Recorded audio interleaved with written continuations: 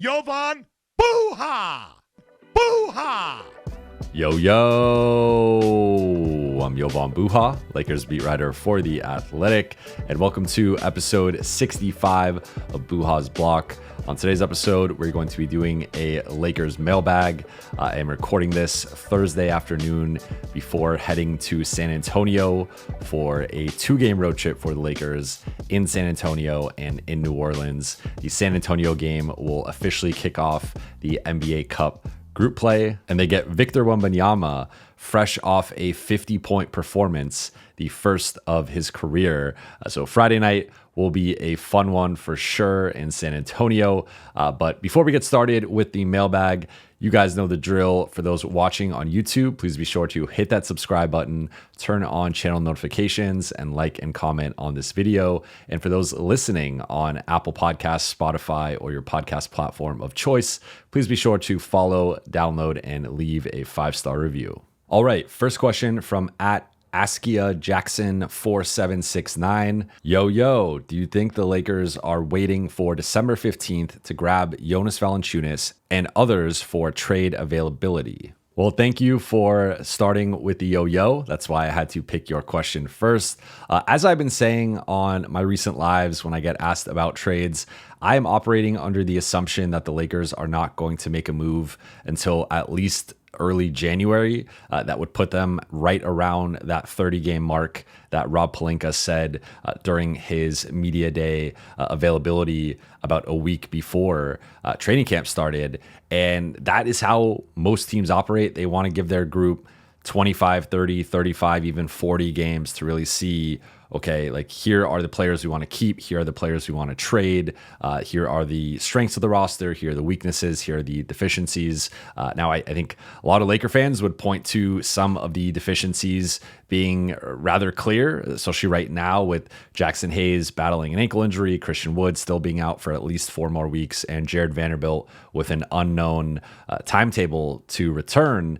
So certainly the Lakers have a front court issue, and I think it's gotten to the point where it should be of greater priority for them, depending on what happens with Jackson Hayes and his timetable. He did arrive to the game last night in a walking boot, though he did tell ESPN that he is optimistic as to being on the shorter end of that 1 to 2 week timetable. At the same time, with the Christian Wood news and the continued non-updates with Jared Vanderbilt and just the recent history with Gabe Vincent, Kendrick Nunn, etc., I'm a bit skeptical of Jackson Hayes potentially coming back sooner than later. Again, it's got to the point with Lakers injuries where I like to see the guy checking into the game or on the floor if it's a starter before assuming that they're actually going to play or return. That's just how things have gone. But with all that said, I talked about it last night on the stream. I was talking to a couple of different scouts last night and going through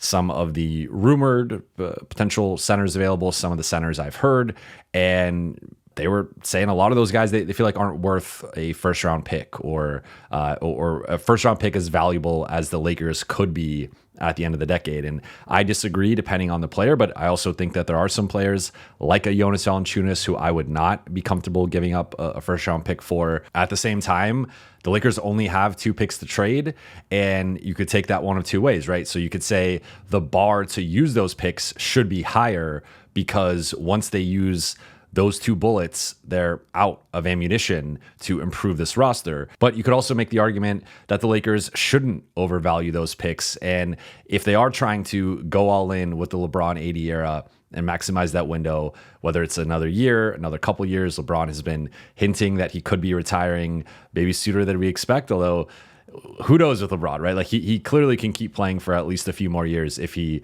so chooses. But I've been on, I felt they should have made a move at the 2024 trade deadline. I felt they should have made a move last offseason. So I'm in the camp of make a move sooner than later.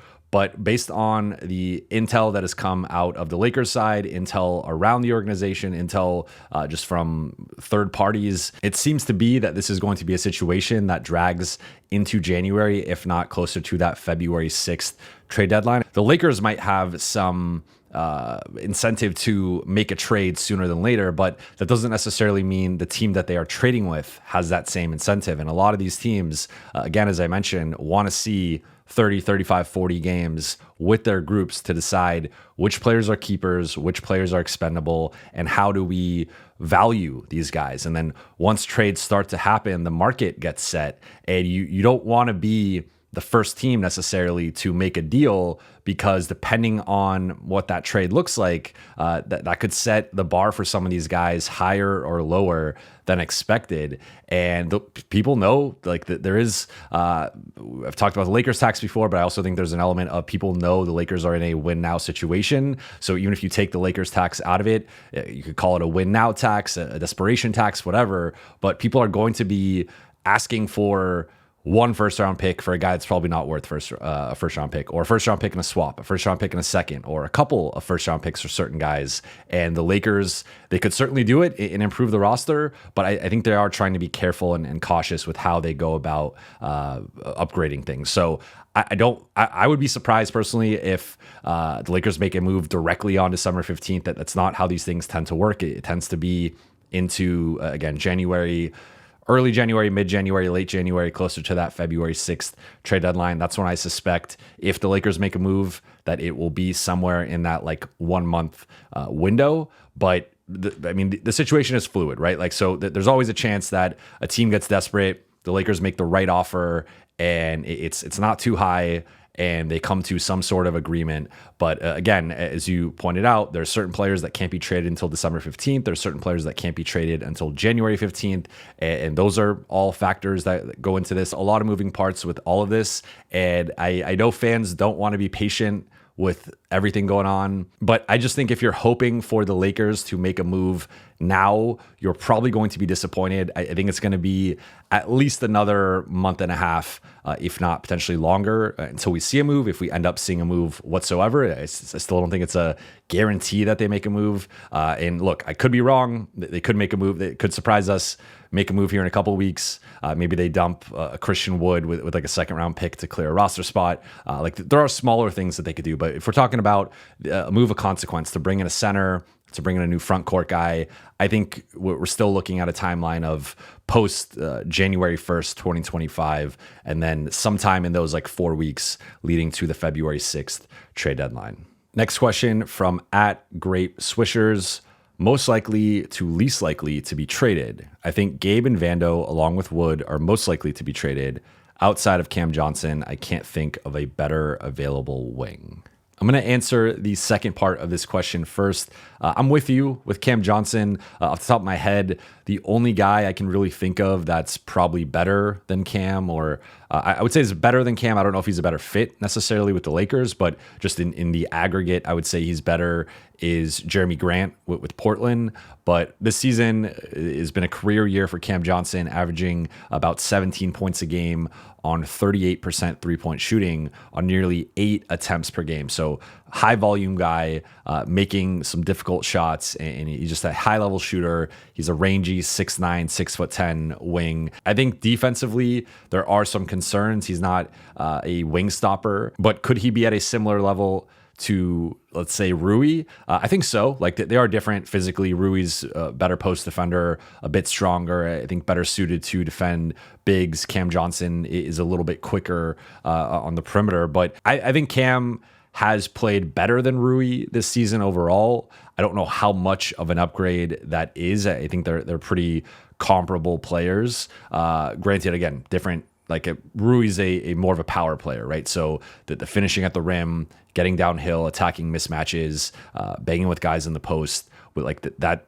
I think Rui can do those things better. Cam Johnson is a better shooter, even though Rui shoots better on a lower volume. I think Cam is clearly the better shooter, a little bit more of a dynamic offensive threat. But I think Cam is would be a great fit with the Lakers. And I think if there's a way to potentially keep Rui in a Cam Johnson deal, that is something that I'd be really interested in. If the price is Rui for Cam, again, like you could talk me into it. I'm not sold. I know Rui has had an up and down start to the season, but I'm not sure that Cam is like that much of an upgrade depending on the draft capital required. Now, for the first part of this question, I pulled up Spot Track and I'm looking at the Lakers cap sheet. I will pull it up here with my handy dandy editing skills for those watching on YouTube. And so I think we can say there are 3 players who will not be traded by the February 6th trade deadline: LeBron James, Anthony Davis, and Bronny James. All 12 other official roster players are, I think, in the mix to be traded. And I'm going to break this up between mid-size contracts because those are typically the contracts that you see get moved. You need guys making more than the minimum and less than like $20 million. So guys in that like $5 to $20 million range, those are the contracts that typically get moved. So I'm going to rank those guys, and then I'm also going to look at the minimum guys or the guys making close to the minimum and then rank them, because I view those as 2 separate groups of, realistically, if the Lakers are making any trade of consequence, they're probably trading at least 1 or 2 of those mid-sized guys, and then maybe throwing in a minimum type guy, or they could do smaller move where they dump a minimum guy. But I think it's best to look at them in 2 separate groups and rank them that way. So I'll first start with the mid-sized guys, and then I'll go with the minimum guys. In terms of most to least likely, let's say the guys between Max Christie and D'Angelo Russell, I would rank those 6 players in terms of most likely to get traded to least likely to get traded as Gabe Vincent, number 1, D'Angelo Russell, number 2, Jared Vanderbilt, number 3, Max Christie, number 4, Rui Hachimura, number 5, and Austin Reeves, number 6. I think Rui and Max are pretty close to interchangeable there at 4-5. I would say that because Max is out of the rotation and he's only 21, I'm sure there are still going to be teams that are high on him or relatively high on him. So I would put Max as a little bit more likely than Rui, but I think Austin is clearly the guy in this group that's least likely to be traded. Okay, now as for the minimum guys or guys making close to the minimum, JHS, Dalton Knecht, Christian Wood, Jackson Hayes, Cam Reddish, Maxwell Lewis. I would rank it from most to least likely to get traded. JHS 1, Christian Wood 2, Maxwell Lewis 3, Cam Reddish 4, Jackson Hayes 5, Dalton Knecht 6. Dalton Knecht obviously is a guy that the Lakers are high on, a guy that the Lakers do not want to trade, and I think the bar to include him in a trade will be high, similar to the bar we've seen with Austin Reeves and Max Christie in recent trade cycles. So that is my ranking. Again, with the mid-sized guys, I would go Gabe Vincent, D'Angelo Russell, Jared Vanderbilt, Max Christie, Rui Hachimura, and Austin Reeves. And with the minimum or close to minimum guys, I would go Jalen Hood-Schifino, Christian Wood, Maxwell Lewis, Cam Reddish, Jackson Hayes, and Dalton Knecht. Next question from James Michael Santiago. Who do you think is the ideal player type who can support the team while LeBron and AD coast before flipping the switch? I think there are 2 answers to this question. One is a third star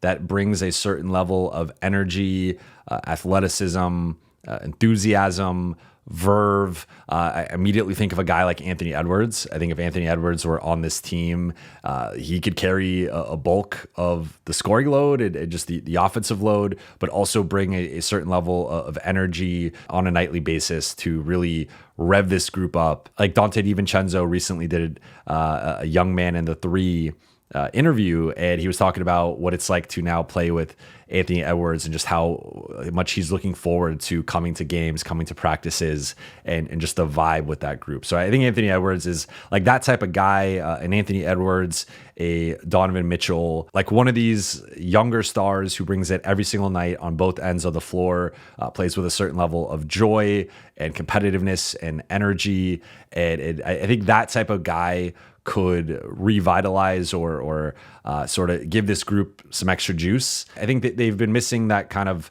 young, vivacious energy and sort of a young leader and a guy with that infectious personality or just an infectious style of play that can really just give the group some juice on nights where they don't necessarily have it or they're kind of going through a lull. So I think there's like a young star version of that. And then I also think there's that kind of role player who can galvanize a group. I think of a Marcus Smart or a Dylan Brooks, someone like that, because this Lakers group, for the most part, I feel like it's a relatively quiet locker room and just like group. Like you don't have a lot of guys who are bringing that edge, that grit, that sort of just, getting into the face of an opponent. And I think that type of energy, you kind of know it when you see it. And there are certain role players who bring that spirit with them. And again, they're flawed. That there's certainly counter arguments to why those guys would not be good on this Lakers group. But I think whether it's a younger star who's kind of leading the way, making sure that everyone's playing hard on both ends and really leading the group that way because they're in the prime of their career or they're entering the prime of their career, or if it's one of these role players who tends to take on an outsized leadership role within the locker room, within the group, and is staying on everybody, being an extension of the coaching staff. And to be clear, like LeBron does a lot of that stuff. AD does some of that stuff. And those, LeBron is one of the best leaders of all time. AD, I think, has really grown into becoming a good leader. And we've seen him lead this group at times this season. So I'm not by no means diminishing those two guys or what they bring. And if you notice, like, I'm not even talking about skill set necessarily, although I think having a two-way star who contributes on both ends, a young two-way star, or having one of these like defensive-minded energy role players, like there are certain aspects that give those guys those qualities in terms of like basketball skill set and talent and ability. But for the most part, I'm actually more talking about personality and again, just energy, spirit, aura, whatever you want to call it. I think those are a couple of the player archetypes that I think could help. Next question is a 2-for-1 special. We got the first one from @OzZanyildirim. Why can't the Lakers find hidden gems anymore, like Alex Caruso, Austin Reeves, Talen Horton-Tucker? Is there an organizational change to the group who kept finding diamonds in second rounds and undrafted players? Hard not to be jealous looking at the talent we passed on thrive elsewhere. Scottie Pippen Jr., Jay Huff, etc. And then an extension of this question from @KurtAffair. Jovan, when you see the success of players like Jay Huff and Scottie Pippen Jr. in Memphis, what do you think is the issue with our player development? Is it a lack of patience or something else? I'll answer the second question first. I think in terms of player development, it's hard to develop players when you are in a win now situation. The Lakers have been in win now mode with LeBron and AD, and rightfully so, because they won a championship in the first year of their partnership. When you're trying to win now and you're making decisions, like we've kind of seen this already a little bit with, I think under different circumstances, maybe a guy like Max Christie gets a longer leash and the Lakers try to develop him at the expense of Gabe Vincent or Cam Reddish, as those guys I think are closer to finish. I mean, Gabe's pretty much in his prime. Cam, I think, is getting close to that level. And like Max still has, I think, several years left to develop and grow into the player that he will ultimately be. But you don't have those luxuries necessarily when you are trying to win a championship, be competitive on a nightly basis. Coaches tend to default to the player who's more responsible, the player who's more ready right now, and that can stymie your player development. I also think the Lakers haven't necessarily been prioritizing player development the last few years, and that's why I think there was such a shift this past summer with JJ Redick really revamping the G League staff, revamping the player development staff, the assistant coaching staff, and just the way that they're approaching these things with players in terms of, okay, what's your role? How can we put you in position to maximize that? And what drills can we do to really, okay, we're going to work on catch and shoot threes. We're going to work on attacking closeouts.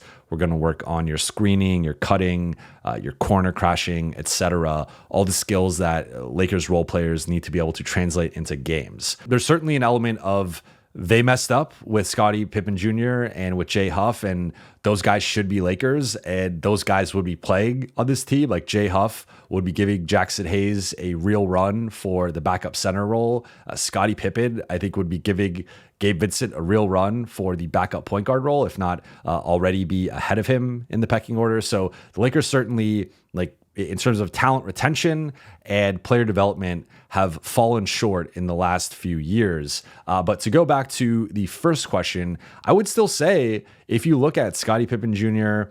and Jay Huff, even guys like Matt Ryan, Colin Castleton, Cole Swider, like these guys have gotten Blake Hinson, like these guys have gotten scooped up immediately the second the Lakers cut them. And I think that's a testament to the way that people view Lakers two-way guys, young prospects. And not all those guys have hit, but I mean, Matt Ryan's been able to stick now with multiple teams since the Lakers. Cole Swider was immediately picked up by the Heat. Colin Castleton was picked up by the Grizzlies. We've seen what's happened with Scottie Pippen Jr. and Jay Huff. So I would say I would say the Lakers identified those guys. They just didn't keep those guys. They didn't develop them. They didn't nurture them. I think it's been a combination of failing to retain talent, but also failing to nurture and develop it. And it is tough to do that. Like the best organizations and teams figure out a way to do it, but it's easier said than done in terms of doing that while you're trying to compete. It's often one or the other of like you're playing the 9-year veteran over the second year guy in 9 out of 10 scenarios, just because that guy is more ready to help you win basketball games now. And if you're trying to win a championship, that's the way you're viewing it. Like, again, I'm not absolving the Lakers of anything. I think this is a common problem, but I think that the tricky part for them is they've been able to identify a Scottie Pippen, a Jay Huff, and some of these guys that have popped elsewhere, and they've not been able to retain them. Now, the one name you mentioned that they've been able to retain is Austin Reeves, but THT actually was a guy that has not continued to develop the way that he looked his first couple of years. But Alex Caruso is maybe the best example of a guy that, like, technically OKC discovered him, but they didn't retain him. Lakers get him. He blossoms into the player that he ultimately is now, but has taken it to a different level in Chicago and now OKC. So I think it's mainly a talent retention. It's sort of the trappings of a win now situation can lead to players not quite developing, but there's also been a talent retention in terms of the Lakers, I think, mismanaging the back end of the roster over the last few years. I think Quincy Oliveri could be the next guy that we mentioned on this list. Now it's on LA to give him an opportunity, see what he can do with it, and make sure a smart team doesn't come in and scoop him up and him end up thriving elsewhere as like a good backup point guard. If he can become that, which I think he has a chance to, LA needs to make sure it's with the Lakers and not elsewhere. So again, I've kind of repeated myself a little bit here, but I think the big things are player development is difficult in a win now situation, and talent retention can be difficult if those guys aren't getting the right opportunities. But I think LA has certainly, I think they've still been identifying the guys. The problem is just not keeping them. And that's something that they need to work on, I think, starting this year, but also moving forward, of course. Next question from Sky Falcon 5. Our offense is solid. Is there a move out there that can get the defense to top 5 or top 10? So for comparison's sake, the Lakers are 25th right now in defensive rating, according to NBA.com/stats. They're giving up 117.5 points per 100 possessions. And the 10th best defense right now is the Dallas Mavericks at 110.9. The 5th best is the Memphis Grizzlies at 109.5. So we're talking about the Lakers improving by 6.5 to 8 points per 100 possessions, which is a significant improvement. And I'm going to say, I don't think this group has top 5 potential. I don't even really think they have top 10 potential. I think the Lakers, like I've talked about it, I viewed them entering the season as more of like somewhere between 16 and 20 defensively and a slightly below average defense. I just don't think they have the defensive talent. I also don't think they have players who play with a high motor consistently on that end. And this is a group that can vacillate a bit in terms of their effort level and their focus and their awareness. And part of that is having a one of your two best players being almost 40, one of your two best players carrying an insane workload on both sides and also being relatively injury prone compared to the average player or the average stars. I think the Lakers would have to remake the roster, to be honest, to get into the top 10. Again, 6.5 points per 100 possessions. I could see them going up, add Vando in, change the rotation a bit, maybe replace Gabe with Max, just go with more size and athleticism overall within the rotation. And maybe you could talk me into them, again, being around league average or slightly above league average. But to get into the top 10, you got to jump a lot of teams. You got to jump 15 teams, basically. And I think they would have to add at least one more quality defender, if not a couple more, to comfortably get into that top 10 conversation. So I think it's going to have to come in the form of a trade. Could be in the form of a better backup center or a better wing defender, another athletic guard to put next to Austin Reeves, let's say, in the starting lineup or in closing lineups, whatever. But I think they need an extra, like another quality defender or two, and good health, of course, to get into the top 10. And even then, I'm a little skeptical just with the overall personnel. So I would say I see the Lakers as like maybe being like the 12th or 13th best defense in terms of upside. I still see them probably being closer to league average, maybe slightly below league average, but we'll see. Like maybe they do make that type of trade and they add a Walker Kessler and then they add a Bruce Brown, and all of a sudden the defense looks a lot better. But I think the list of players that are currently available that could actually impact it that dramatically is low, and the Lakers would have to get at least a couple of those types of guys. So I'm considering me skeptical. I think around league average is probably closer to their more realistic ceiling, but they got to get better than 25th, because right now that's the biggest thing holding them back is they've been a bottom 6 defense for now 11 games, and that's just not going to cut it if you want to seriously contend for a championship. Next question from @Rodrigo_137. Why does JJ love Gabe so much? I get he works hard and he hustles a lot, but that can only get you so far when you're net negative offensively. And he's not even a good defender, honestly. He's probably above average, but his size limits him. I agree with you, Rodrigo. I think there's a baseline level of offensive production you need. Even if you are a perimeter stopper, defensive-minded guy, you need to be able to hit an open shot and provide just a baseline level of offense. It's hard to be a guy who can't do anything offensively. Those guys tend to get played off the floor unless you are an all defense caliber defender. And he has not been an all defense caliber guy. To your point, he's been picked on in switches because of the Lakers switching scheme. Teams, bigger guards, bigger wings will target him and just shoot over him. And even if Gabe is positionally doing the right thing in the right spot, making it as difficult of a shot as he can, given his frame and his size, those guys are still able, like the clips of that Phoenix game, or KD was just walking into jumpers over Gabe Vincent and just doing whatever he wanted against him. And it makes sense because he's a foot taller than Gabe Vincent, and there's just nothing Gabe Vincent can do with that size discrepancy. But I will read you this quote from JJ Redick, and it is from a practice. The team had that practice in Toronto after the Toronto game because they stayed in Toronto for 4 days. And this was actually a question that I asked JJ. I said at the time, I was like, Gabe has closed 4 of the 5 games. What have you liked about his defense and his reliability? This is JJ's answer. I'm going to read it to you, and I think it gives you a lens into the way that he views Gabe. JJ goes, quote, to me, Gabe is ... He's reliable. I think defensively, he came from Miami, obviously played in some big time games and big time moments. So you can trust them. And that's not to say I don't trust D'Lo, because D'Lo and I talk all the time and we're continuing to engage defensively, and he's done a really nice job at times. Sometimes that's just the way the matchup in the game feels, is that Gabe, particularly on the defensive end, has been the better option. We also feel like D'Lo hit some big shots in the fourth quarter that helped us keep our lead. So we know both those guys are going to be big for us closing games this year. So I think JJ likes to try and decipher what your motive is with the question you ask. So I think he almost took it as why is Gabe closing over D'Lo? For me, it was more so, it had nothing to do with D'Lo. I just wanted to know what he's been seeing in Gabe. So those are some of the things that JJ has talked about with Gabe. It's been the reliability, the Miami pedigree, the defense, and just the trust that he has in him. Now, again, I think at this point, pulling up Gabe's stats, it's pretty bad, right? So this year he's averaging 2.9 points per game, shooting 27.1%, 16.7% on threes, 44.4% on twos, 0.8 rebounds per game, 0.5 assists, 0.5 steals.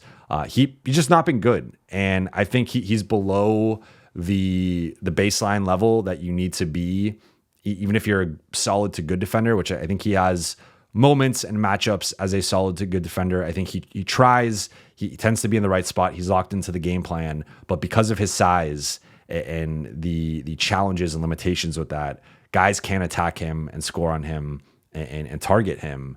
And I think when we look at, and this is going to lead to the next question about Max Christie, I think that's a guy who, because he is 5 inches taller than Gabe, because he's younger and more athletic, he's a better rebounder and has actually been a better shooter up to this point in his career than Gabe Vincent.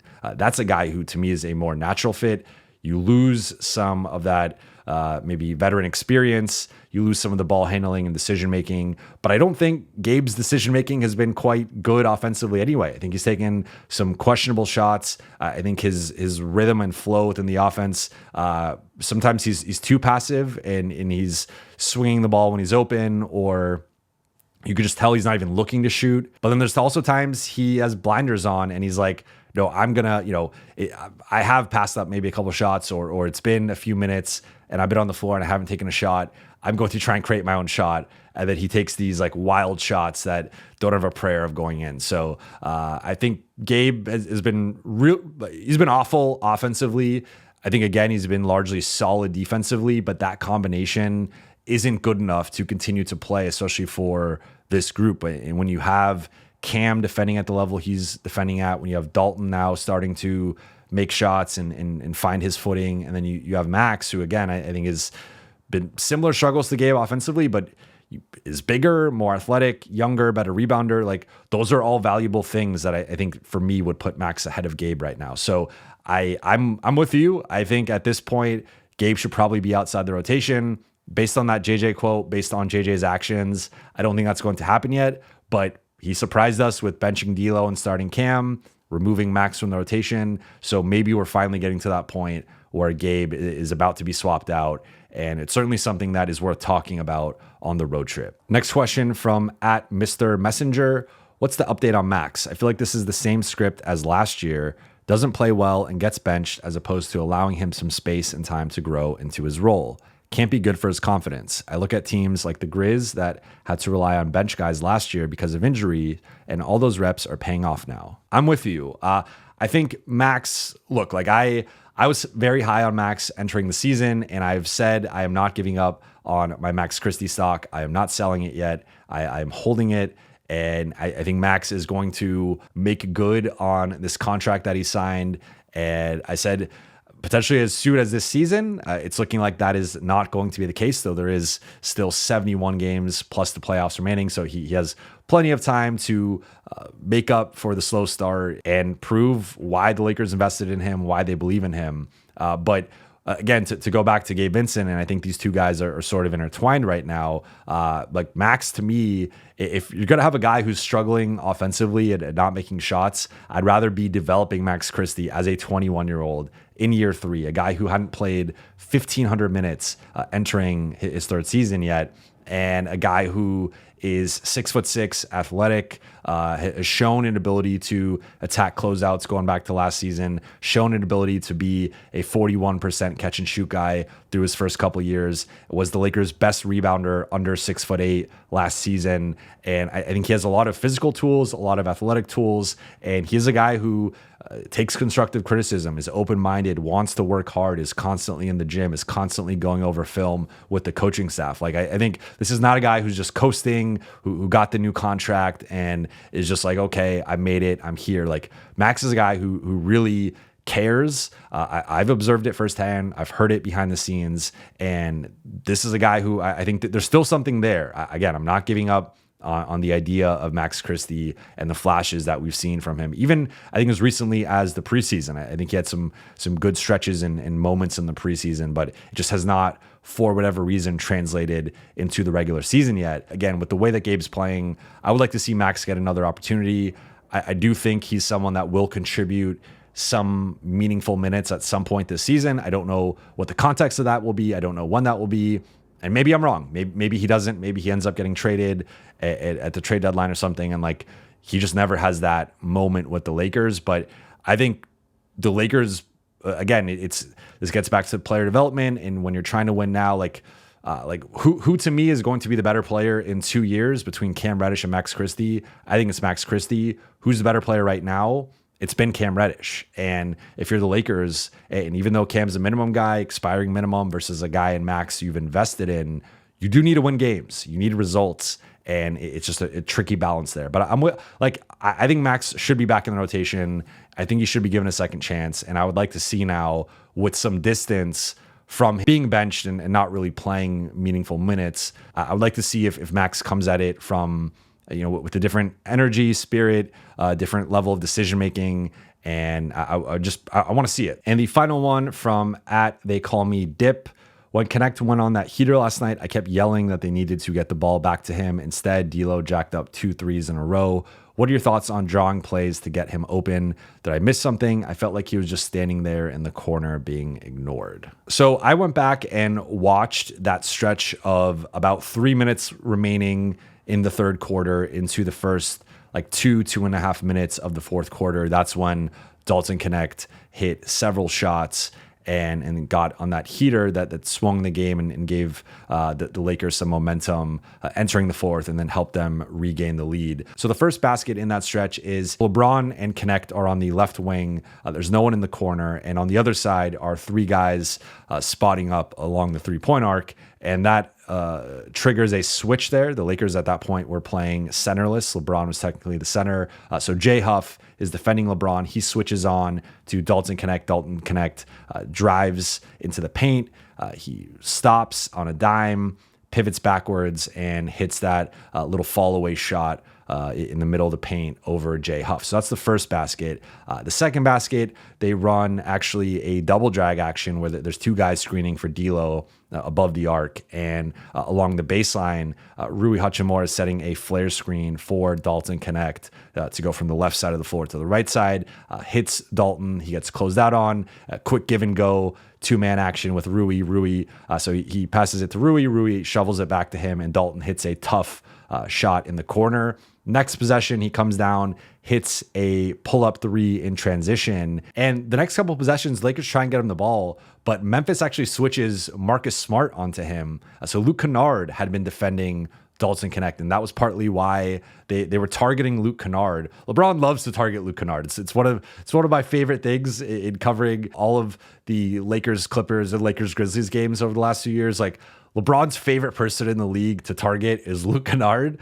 So he was targeting Luke Kennard with the 2-man action with him and Dalton. But then Dalton hits the pull-up 3, and then they try and run another action, and Memphis kind of stops it. I think they were running some type of stack action or back screen for Dalton to pop. And then D'Lo ends up taking that 3. It was a bad shot. It was too early in the shot clock to take it. Then they get an offensive rebound, and D'Lo takes another step back 3. Those were both bad shots. Then they end up running an action for Dalton again to close the quarter, and he takes Jay Huff off the dribble and ends up getting blocked at the rim on the dunk attempt. And then to start the fourth quarter, he hits another pull-up 3 in transition. And again, they're trying to run stuff for him, but Memphis is really locking into him. So I think there were maybe a possession or 2 where he was more of that decoy, floor stretcher, but for the most part, they were actually running stuff for him. I do think D'Lo took 2 bad shots. This is where rewatching the game can give you a different perspective, because when I first saw this question, I agreed with you, and I was like, yeah, it felt like he hit a few shots and then they kind of went away from him. But then you go back and watch the film, and it's like, well, no, they switched Marcus Smart onto him and Conchar. To me, it was more to do with what Memphis was doing defensively, and then also LeBron was targeting Kennard again, but this time with D'Lo, because now Kennard was on D'Lo. So that there was one action where they kind of ran a LeBron D'Lo 2-man game above the arc, and then there was 2 guys in the corners and 1 guy on the wing, and Dalton was in the corner in that instance. So it was also partly LeBron wanting to target Luke Kennard. That's sort of why they went away from it. Now I think they could have maybe done a better job continuing to keep Dalton Knecht going. I think as the quarter progressed on, it became more about AD coming back in, LeBron and him feeling it. Then they were running 3-man stack actions with AD, LeBron, and Austin, and Knecht was more out there as like a floor spacer and a weak side catch and shoot guy if someone was going to cheat off of him. And that's still an important position because it's really tough when a guy has hit 7 of 8 shots. You're like, I can't really help off of him. He's hit 5 threes already. But at the same time, if you're the low man or the helper, you got to rotate and make that rotation. So like it does put a defense in a bind when Dalton Knecht is shooting like that, and the Lakers are using him on those spots of the floor. But at the same time, I think there's probably a way to involve him a little bit better. But I would say it wasn't as much like late third, early fourth. It was more middle to late portion of the fourth when I think they could have still run some stuff to kind of get him going. But the stack action worked. AD hit a couple threes, hit that jumper. LeBron was getting downhill. Austin was getting downhill, also hit a big 3. So like it was working out. LA was creating the shots that they wanted to create. But I'm with you. And like when a guy's got it going, you got to keep feeding him. I think they did that for the most part, though, in rewatching the film. But that will do it for today's mailbag. Thank you all so much for watching and listening. For those on YouTube, please be sure to hit that subscribe button, turn on channel notifications, and like and comment on this video. For those listening on Apple Podcasts, Spotify, or your podcast platform of choice, please be sure to follow, download, and leave a 5-star review. I'll be back Friday night after the Lakers-Spurs game, the first NBA Cup game, documenting how that all went. And I don't even know what the Spurs court looks like yet, so I'm excited to see that. But I will be covering it, and I will talk to you then.